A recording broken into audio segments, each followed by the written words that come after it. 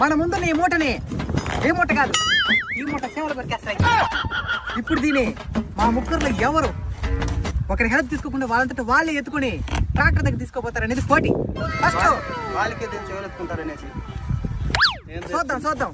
First మన సమరం మేము సరణ ప్రయత్నిస్తాడు, కానీ ఎట్టని ఎత్తేలా ఎత్తలేడు.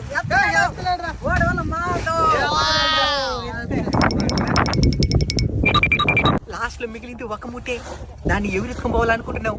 ఓని పోటీ పెట్టి యామర్చి సరవణ నెత్తికి లేపాడు.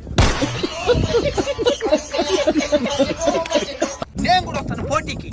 నీకు అంత పెద్ద మూట ఏమట్లే, ఇంత చిన్న మూట చూడు.